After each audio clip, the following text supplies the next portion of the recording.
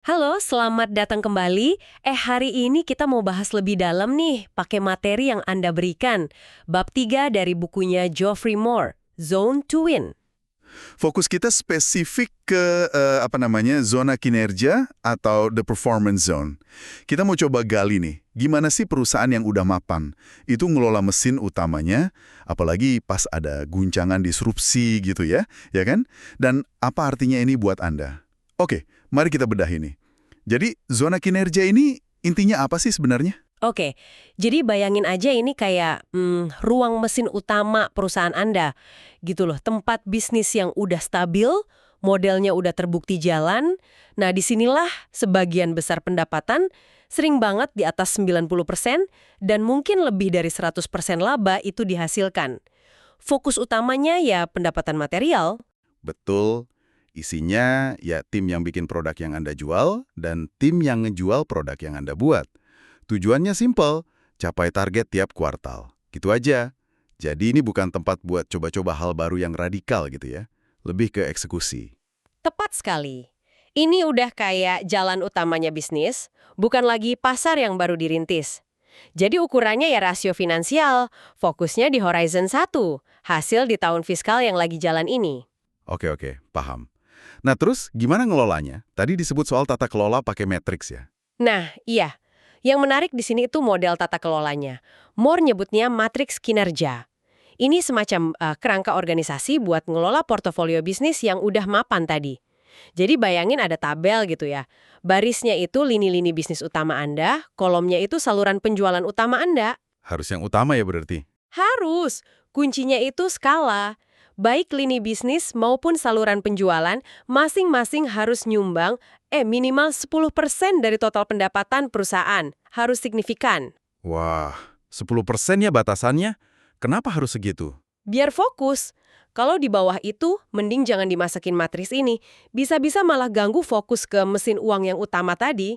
Nah, tiap sel di pertemuan baris dan kolom itu ada akuntabilitasnya. Akuntabilitas gimana tuh? Tanggung jawabnya barengan?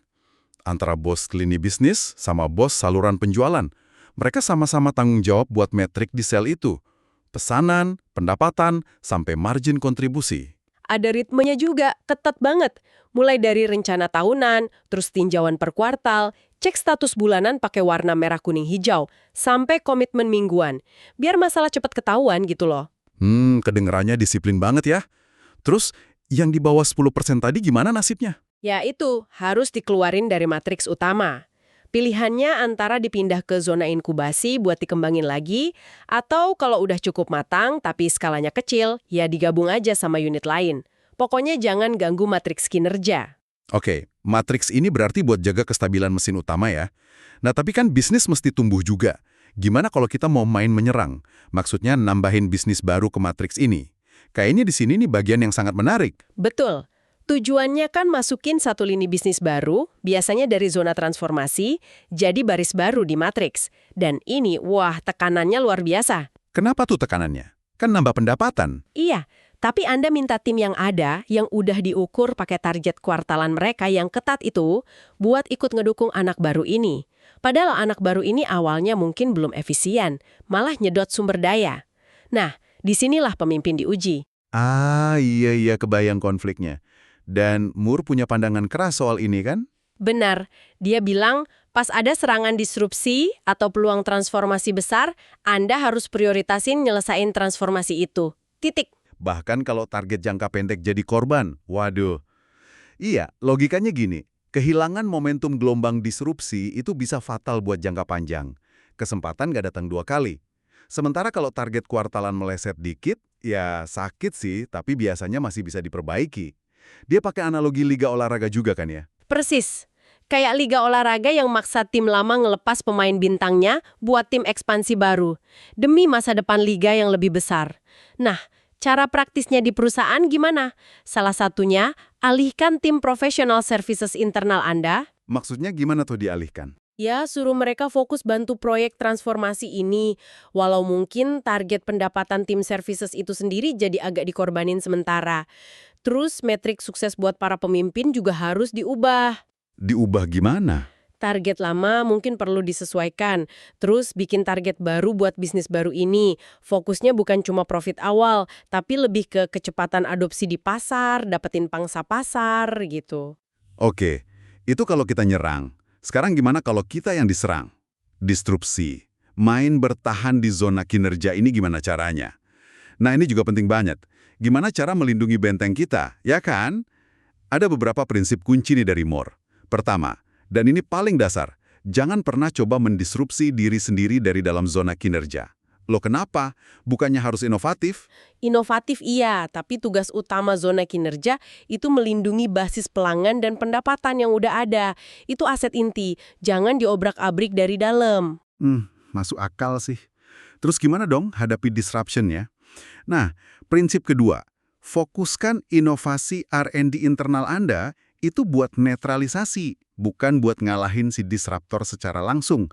Cukup adopsi teknologinya, sekedarnya aja, cukup baiklah, biar tawaran kita tetap relevan dan serangan lawan jadi tumpul. Contohnya ada. Contoh klasiknya itu respons Microsoft pas Netscape muncul. Mereka bikin Internet Explorer kan? Tujuannya bukan jadi browser terbaik sedunia saat itu, tapi cukup baik buat nahan pengguna Windows biar nggak pindah. Itu netralisasi.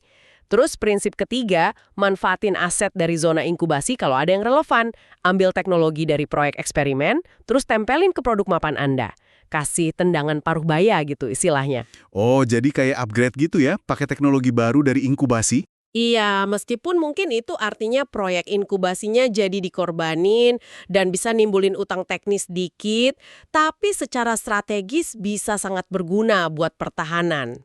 Oke, menarik banget strategi bertahannya. Sebelum kita tutup, ada beberapa kesalahan umum nih yang sering kejadian katanya. Apa aja tuh? Saya dengar soal akuntabilitas yang suka nggak jelas di matriks. Betul sekali.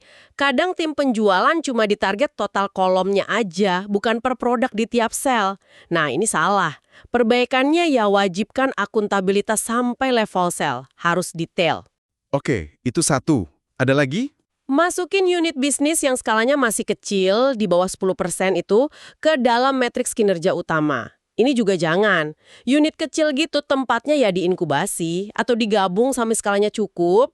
Pokoknya 10% itu harga mati buat masuk matriks ini. Dan satu lagi, katanya soal siapa yang megang tanggung jawab lini bisnis. Ah iya, kadang dikasih ke manajer lini produk yang mungkin levelnya masih terlalu junior buat tanggung jawab segede itu. Seharusnya itu dipegang sama level general manager yang punya wewenang cukup buat ngatur lintas fungsi. Oke, sip. Jadi kesimpulannya nih, zona kinerja ini intinya soal disiplin ya. Disiplin tinggi, itu kuncinya. Ingat 7 disiplin utama tadi. Rencana basisnya Horizon 1, organisasi pakai matriks, skala harus 10%, kelola transformasi, serang atau bertaman dengan benar, kunci komitmen antar sel, lakukan tinjauan kuartalan, plus ritme mingguan bulanan buat deteksi dini. Dan disiplin ini penting dijaga, bahkan pas lagi adem ayem. Justru itu persiapan terbaik sebelum badai disrupsi datang. Wah, terima kasih banyak nih udah bantu kita membedah bab 3 Zone to Win ini. Jadi, apa artinya semua ini buat Anda, para pendengar? Ya, memahami dinamika zona kinerja ini, kasih Anda kacamata baru buat lihat gimana bisnis inti, entah itu punya Anda sendiri atau pesaing, berusaha jaga stabilitas sambil terus hadapi tekanan perubahan atau serangan dari luar. Dan mungkin satu pemikiran penutup aja buat Anda renungkan.